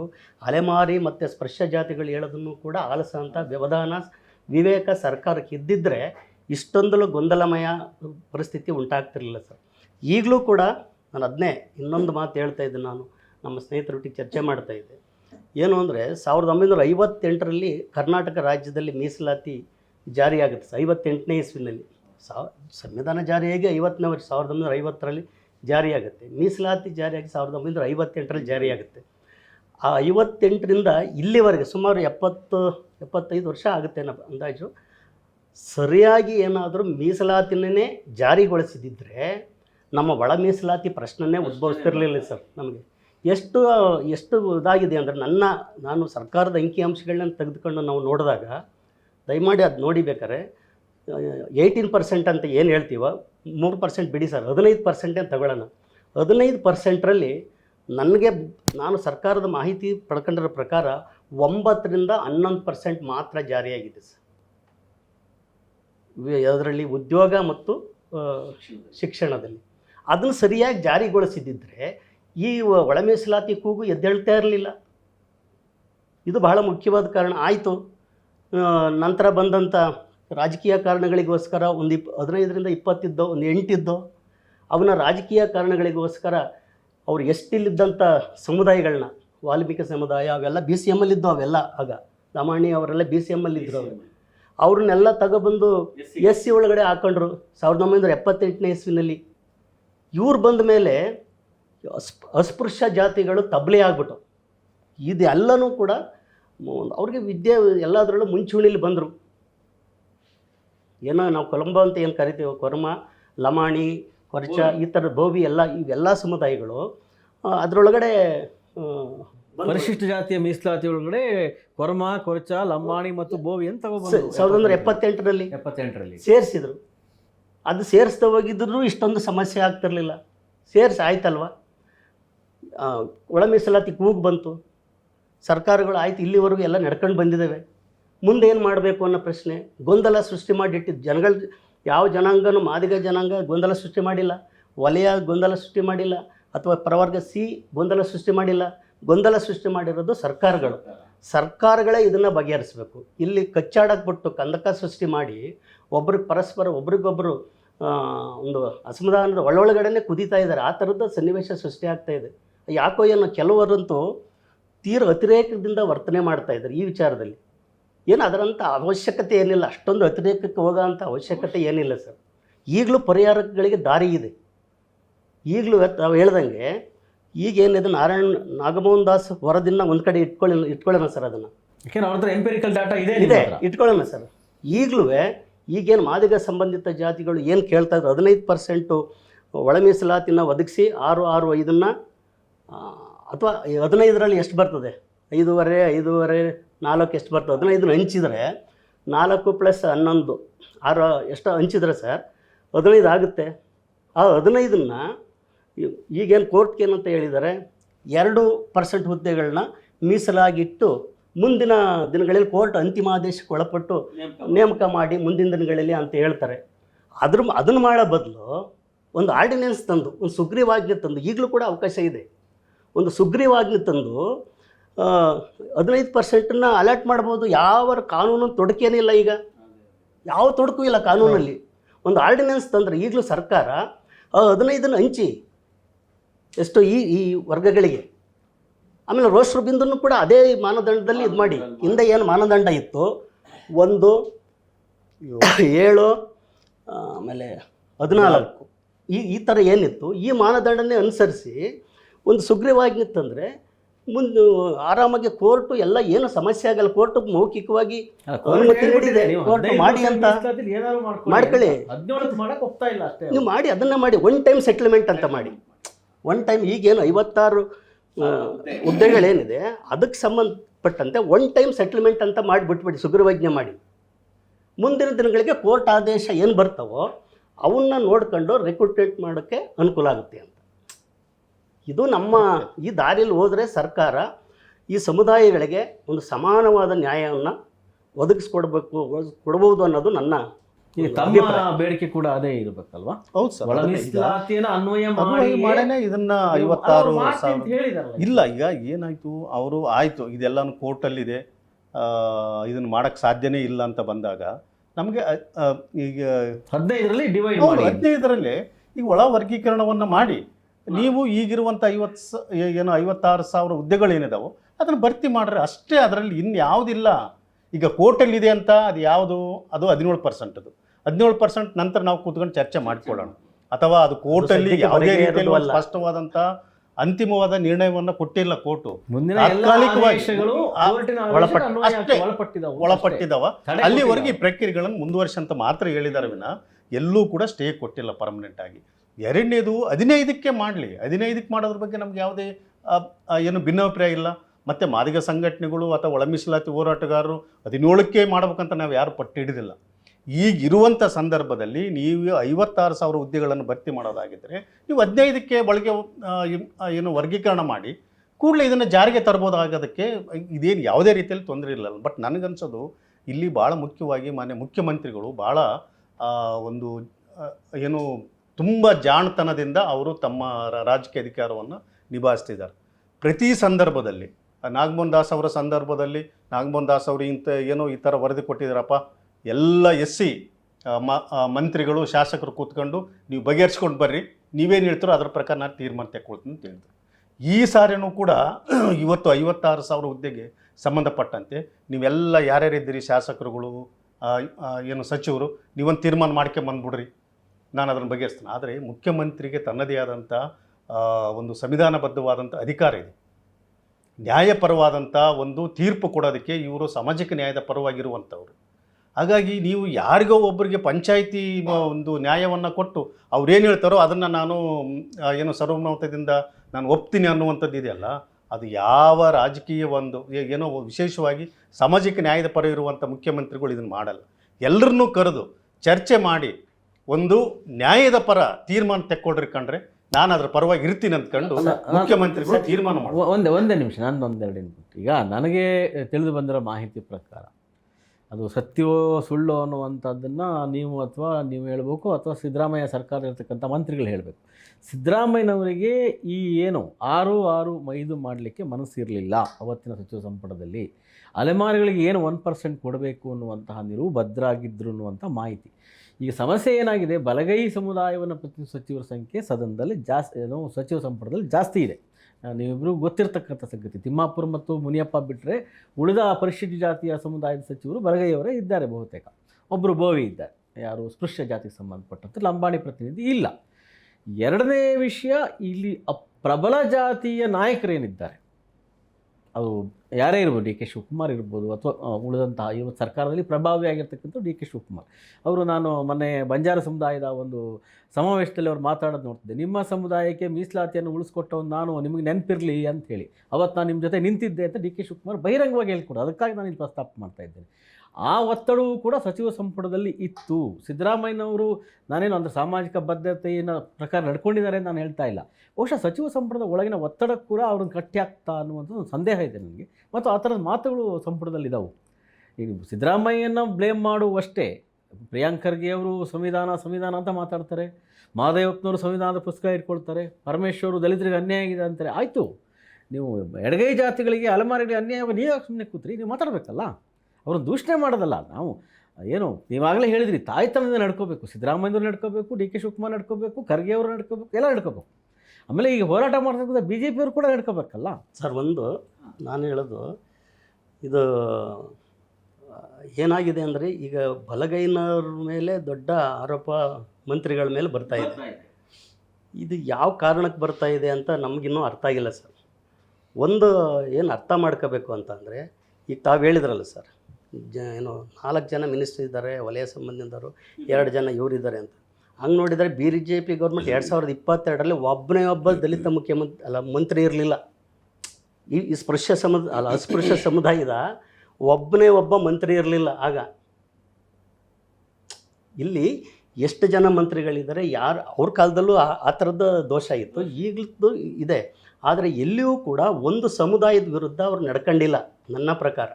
ಆದರೆ ಎಲ್ಲೋ ಒಂದು ಕಡೆ ಏನಾಗ್ತಾಯಿದೆ ಅಂದರೆ, ಸಾಮಾಜಿಕ ಸಂಘಟನೆಗಳು ನಾವು ಏನಿದಾರೋ ಅಲ್ಲಿ ಕೆಲವರು ಏನು ಮಾಡ್ತಾಯಿದ್ದಾರೆ, ಒಂದು ಜಾತಿಯನ್ನು ಯಾಕೆ ಅನುಮಾನ ಕಾಡ್ತಾ ಇದೆಯೋ ಗೊತ್ತಿಲ್ಲ, ಬಲಗೈನವರೆಲ್ಲ ಕಬಳಿಸ್ತಾ ಇದ್ದಾರೆ, ಮಾದೇವಪ್ಪನರೇ ಇದನ್ನು ಲೀಡ್ ಮಾಡ್ತಾವ್ರಿ ಅನ್ನೋ ಒಂದು ಆರೋಪನ ಬಹಿರಂಗವಾಗಿ ಆಮೇಲೆ ಅವಾಚ್ಯವಾಗಿ ನಿಂದಿಸೋಂಥದ್ದು ಇದೆಲ್ಲ ನಡೀತಾ ಇದೆ.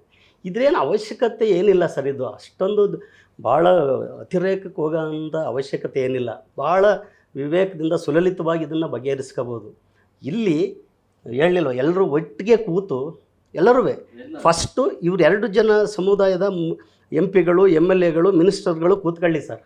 ಇವ್ರು ಸಪ್ರೇಟಾಗಿ ಹೋಗೋದು, ಇವರೊಂದು ಅರ್ಜಿ ಕೊಡೋದು, ಅವ್ರು ಸಪ್ರೇಟಾಗಿ ಹೋಗೋದು, ಅವ್ರಿಗೊಂದು ಅರ್ಜಿ ಕೊಡೋದು. ಅದ್ಯಾಕೆ ಒಟ್ಟಿಗೆ ಹೋಗಿ ಅರ್ಜಿ ಕೊಡೋಕ್ಕಾಗಲ್ವೇ? ಒಟ್ಟಿಗೆ ಕೂತು ಮಾತಾಡೋಕ್ಕಾಗಲ್ವೇ? ಏನಾಗಿದೆ ಹಾಗಾದರೆ ಸರ್? ಅದಕ್ಕೆ ನಾನು ವಿನಂತಿ ಮಾಡೋದೇನು ಅಂದರೆ, ಸಂಘಟನಾಕಾರರಲ್ಲಿ, ಒಳ ಮೀಸಲಾತಿ ಹೋರಾಟಗಾರರಲ್ಲಿ ಎಲ್ಲರಲ್ಲೂ ನಾನು ಮನವಿ ಮಾಡ್ತಾಯಿದ್ದೀನಿ, ನಾವೆಲ್ಲ ವಿವೇಕದಿಂದ ವರ್ತಿಸಬೇಕು. ಇದು ಸರ್ಕಾರದ ಜವಾಬ್ದಾರಿ. ಸರ್ಕಾರ ಇದನ್ನು ಭಾಳ ಒಂದು ಎಕ್ಸ್ಪರ್ಟ್ ಕಮಿಟಿ ಮಾಡ್ಕೊಳ್ಳಿ. ರಾಜಕೀಯ ಕಾರಣಗಳಿಗೆ ಅವ್ರವ್ರು ಮಾತಾಡ್ಕೊಳ್ಳೋ ಬದಲು ಈಗ ಇಲ್ಲಿ ಸಮಸ್ಯೆ ಯಾವುದಕ್ಕಾಗ್ತಾಯಿದೆ ಅಂದರೆ ಸರ್, 6-5 ಆಗ್ತಾಯಿಲ್ಲ ಸಮಸ್ಯೆ. ರೋಸ್ಟರ್ ಬಿಂದುಗಳಿಗೆ ಜಾಸ್ತಿ ಚರ್ಚೆ ನಡೀತಾ ಇರೋದು ರೋಸ್ಟರ್ ಬಿಂದುಗಳದು. ಈ ರೋಸ್ಟರ್ ಬಿಂದುಗಳನ್ನ ಸರಿಯಾಗಿ ಗುರುತಿಸಿದರೆ ಆರಾಮಾಗಿ ಗುರುತಿಸ್ಬೋದು ಸರ್. ಅದಕ್ಕೆ ರಾಜಕಾರಣಿಗಳು ಬಿಟ್ಟರೆ ಅವ್ರು ಯಾರೂ ಸರಿಯಾಗಿ ಗುರುತಿಸಲ್ಲ ಅವರು. ಅದೇ ಎಕ್ಸ್ಪರ್ಟ್ ಕಮಿಟಿ ಅಂತ ಮಾಡಿದ್ರೆ, ಇದಕ್ಕೆ ಒಬ್ಬ ನ್ಯಾಯಾಧೀಶ, ಹಾಲಿ ನ್ಯಾಯಾಧೀಶರೋ ಅಥವಾ ನಿವೃತ್ತ ನ್ಯಾಯಾಧೀಶರ ಒಂದು ಅಧ್ಯಕ್ಷತೆಯಲ್ಲಿ ಒಂದು ಕಮಿಟಿ ಮಾಡಿ, ಆ ಕಮಿಟಿ ರೋಸ್ಟರ್ ಬಿಂದನ್ನ ರೆಡಿ ಮಾಡಿಬಿಟ್ಟು ಕೊಡಲಿ ಒಂದು 15 ದಿವಸ ತಿಂಗಳೊಳಗಡೆ.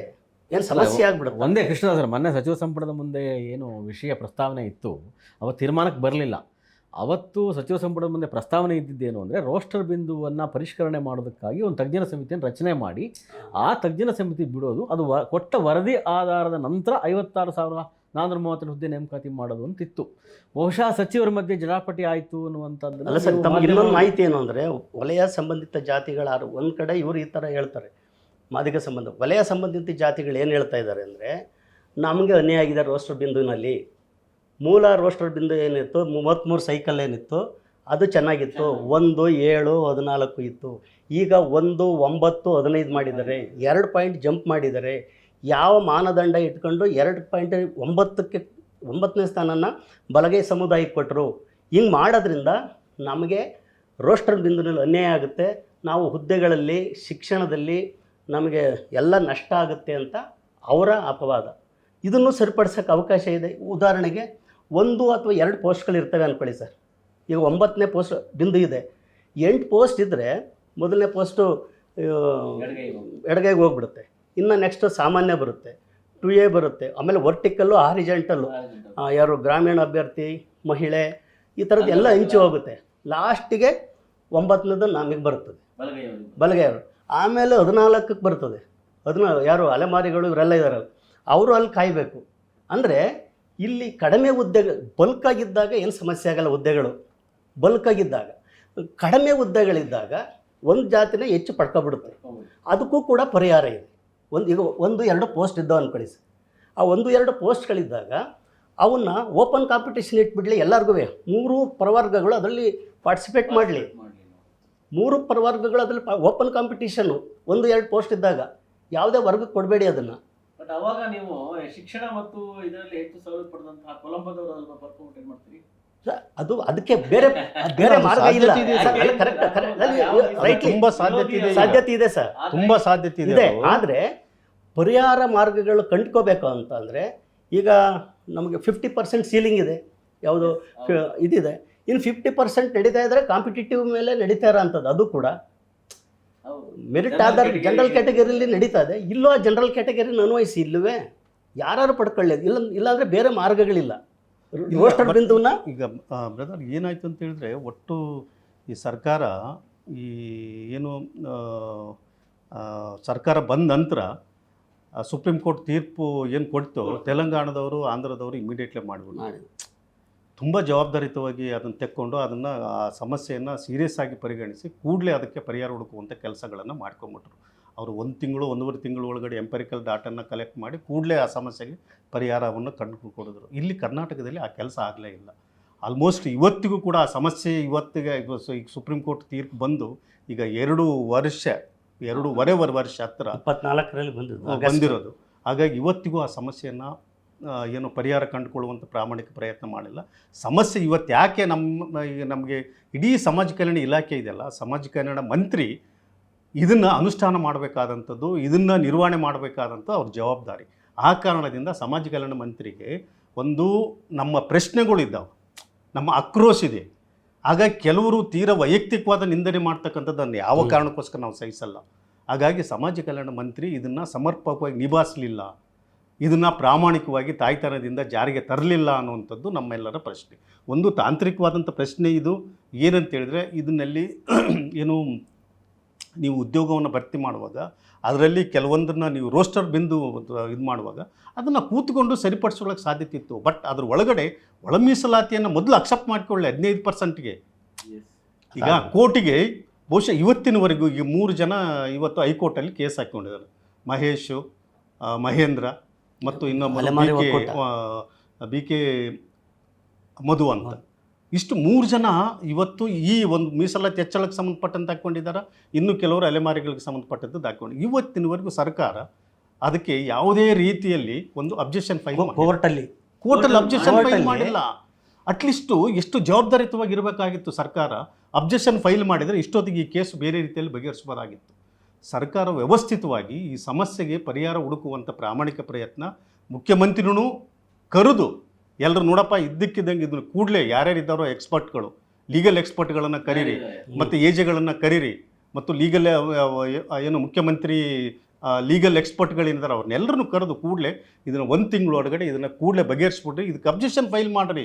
ಇದು ಮತ್ತೆ ಇನ್ನೊಂದು ಏನಾಗಿದೆ, 56% ಈಗೇನು ಅದೇನು ಕರ್ನಾಟಕದಲ್ಲಿ ಹೊಸದೇನಲ್ಲ, ತಮಿಳುನಾಡಲ್ಲೂ ಇದೆ ಮತ್ತು ಬೇರೆ ಬೇರೆ ಛತ್ತೀಸ್ಗಢದಲ್ಲಿದೆ ಮತ್ತು ಇನ್ನಿತರ ಬೇರೆ ಬೇರೆ ರಾಜ್ಯಗಳಲ್ಲಿ ಇವತ್ತು 79% ಮೀಸಲಾತಿಗಳು ಇದಾವೆ, 67% ಹೀಗಾಗಿ ಇದೇನು ಹೊಸದೇನಲ್ಲ. ಇದಕ್ಕೆ ರಾಜ್ಯ ಸರ್ಕಾರ ಏನು ಮಾಡ್ಬೇಕಾಯ್ತು, ಸುಪ್ರೀಂ ಕೋರ್ಟಿಗೆ ಒಂದು ಅಪೀಲ್ ಹಾಕೊಂಡ್ಬಿಟ್ಟಿದ್ರೆ ನಾವು ಇಷ್ಟು % ಈ ಕಾರಣದಿಂದ, ಇದು ವೈಜ್ಞಾನಿಕವಾದ ಕಾರಣ, ಹೌದು ನಮ್ಮ ಹತ್ರ ಎಂಪೈರಿಕಲ್ ಡಾಟಾ ಇದೆ, ಮೀಸಲಾತಿ ಹೆಚ್ಚಳ ಮಾಡೋದಕ್ಕೆ ಎಂಪೈರಿಕಲ್ ಡಾಟಾ ಇದೆ, ಜಸ್ಟಿಸ್ ನಾಗಮೋಹನ್ ದಾಸ್ ಅವರು ವರದಿ ಇದೆ. ಇದನ್ನ ಒಂದು ಅಪೀಲ್ ಹಾಕೊಂಡ್ಬಿಟ್ಟಿದ್ರೆ ಸುಪ್ರೀಂ ಕೋರ್ಟಿಗೆ ಇದು ಸಮಸ್ಯೆನೇ ಬರ್ತಿರಲಿಲ್ಲ. ನಿಮಗೆ ಇವತ್ತೇನು 56% ಅಲ್ಲ, ನಿಮಗೆ ಇನ್ನೂ 2% ಏರಿಸೋದಕ್ಕೂ ಸಾಧ್ಯತೆಗಳಿದ್ದಾವೆ. ಹಾಗಾಗಿ ರಾಜ್ಯ ಸರ್ಕಾರ ಪ್ರಸ್ತಾಪ ಮಾಡಿದ್ರಿ EWSಗೆ 10% ಕೊಟ್ಟಾಗ ಏನು ಆರ್ಥಿಕವಾಗಿ ಹಿಂದುಳಿದವರ ಹೆಸರು ಏನು 4 ಜಾತಿಗಳಿಗೆ ಕೊಟ್ಟರು, ಅವಾಗ ನೀವು ಯಾವ ಕೋರ್ಟು ಕೇಳಲ್ಲ, ಇಂದ್ರ ಸಹಾನಿ ಪ್ರಕರಣ ಬರಲಿಲ್ಲ. ಅವಾಗ 60% ಆಯ್ತಲ್ಲ ರಿಸರ್ವೇಷನ್, ಅದನ್ನು ಇದ್ರಲ್ಲಿ ಬರಲಿಲ್ಲ ಅಂತ ಬೇರೆ ವಾದ ಬೇರೆ ಹೇಳ್ತಾರೆ. 56% ಅಲ್ಲ, ಈಗ 60% ದೇಶದಲ್ಲಿ ಇದೆ, ಆದರೆ 56% ಕೊಡೋಕ್ಕೆ ಬರಲ್ಲ ಅಂತ ಹೇಳ್ತಾ ಇದ್ದಾರೆ. ಆಮೇಲೆ ತಮಿಳುನಾಡು ವಿಷಯ ಮತ್ತು ತೆಲಂಗಾಣದ ವಿಷಯ ಬೇರೆ ಥರ ಇದೆ. ಅಲ್ಲಿಯ ಜಾತಿ ವ್ಯವಸ್ಥೆ ಏನಿದೆ ಅದನ್ನು ನಾವು ಕರ್ನಾಟಕಕ್ಕೆ ಹೋಲಿಸೋಕ್ಕಾಗಲ್ಲ. ನೀವು ಆಗಲೇ ಪ್ರಸ್ತಾಪ ಮಾಡಿದ್ರಿ, ಯಾವುದು ಸ್ಪೃಶ್ಯ ಜಾತಿಗಳು ಇರಬೇಕಾಗಿತ್ತು ಅದನ್ನು SC ತೊಗೊಂಬಂದು ನಮ್ಮ ಸಮಸ್ಯೆ ಎಲ್ಲ ಆಗಿಬಿಟ್ಟಿದೆ. ಬಟ್ ಈ ಕೌತಾಳವರು ಮತ್ತು ನೀವು ಹೇಳಿದ ಹಾಗೆ ಸರ್ಕಾರಕ್ಕೆ ಅನೇಕ ದಾರಿಗಳಿದ್ದು. ಒಂದು ಸುಪ್ರೀಂ ಕೋರ್ಟಿಗೆ ಅಪೀಲ್ ಹಾಕುವಂಥದ್ದಿತ್ತು, ಹೈಕೋರ್ಟ್ನಲ್ಲಿರ್ತಕ್ಕಂಥ 3 ಅರ್ಜಿಗಳ ಮಧ್ಯೆ ಅವರನ್ನು ಸ್ಕ್ವಾಶ್ ಮಾಡಿಸೋದಕ್ಕೂ ಅಥವಾ ಅಬ್ಜೆಕ್ಷನ್ ಫೈಲ್ ಮಾಡೋದಕ್ಕೂ ಅವಕಾಶ ಇತ್ತು, ಅದನ್ನು ಮಾಡಲಿಲ್ಲ ಅನ್ನುವಂಥದ್ದು ಸರ್ಕಾರದ ಮುಂದಿರ್ತಕ್ಕಂಥ ಲೋಪ.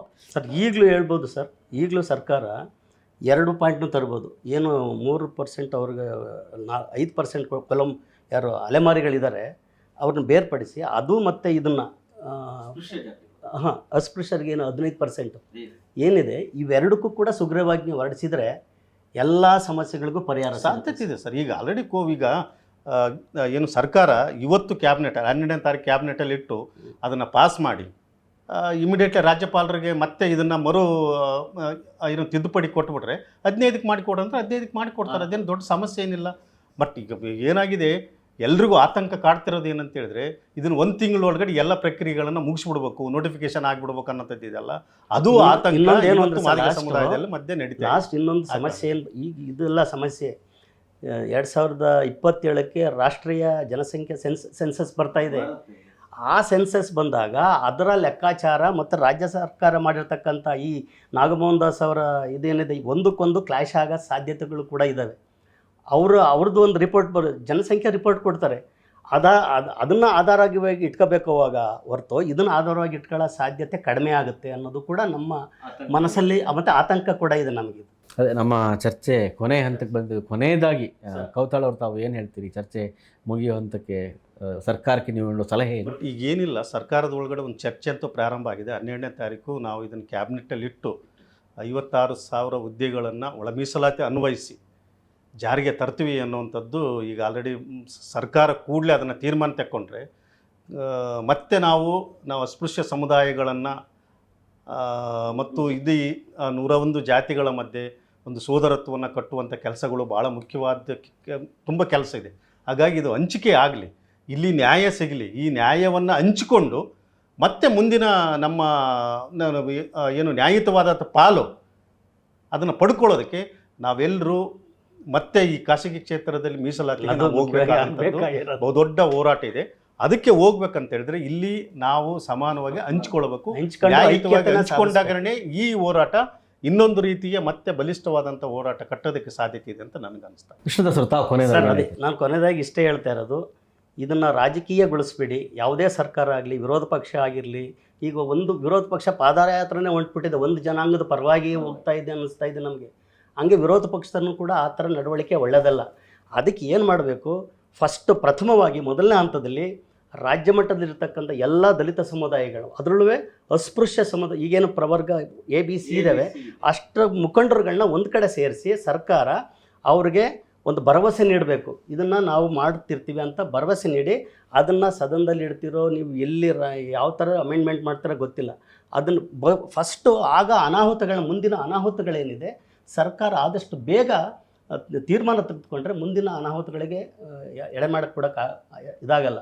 ಅದು ಬಿಟ್ಟು ಕಾಲಹರಣ ಮಾಡ್ತಾ ವಿಳಂಬ ಮಾಡ್ತಾ ಮುಂದೆ ಹೋಗ್ತಾ ಇದ್ದರೆ ಎಲ್ಲ ಅಸಮಾಧಾನಗಳು ಹೊಗೆ ಬುಗಿ ಎದ್ದು ಸಮಾಜದಲ್ಲಿ ಅಶಾಂತಿ ಉಂಟಾಗೋಂಥ ಸಾಧ್ಯತೆ. ಅದನ್ನೇ ನಮ್ಮ ಸ್ನೇಹಿತರು ಹೇಳ್ತಾ ಇದ್ರು, ಯಾವಾಗ ನಮ್ಮಲ್ಲಿ ಇದನ್ನು ಈಗಾಗಲೇ 2.5 ವರ್ಷ ಕಳೆದಿದ್ದೀವಿ ಉದ್ಯೋಗ ಇಲ್ಲದಲ್ಲೇ, ಇನ್ನು ಬಾಕಿ ಸಾಮಾನ್ಯ ವರ್ಗದ ಜನ ಉದ್ಯೋಗಕ್ಕೋಸ್ಕರ ಹಗಲು ಇರುಳು ಎಣ್ಣೆಗೆ ಕಣ್ಣಿಗೆ ಎಣ್ಣೆ ಬಿಟ್ಕೊಂಡು ಕಾಯ್ತಾ ಇದ್ದಾರೆ.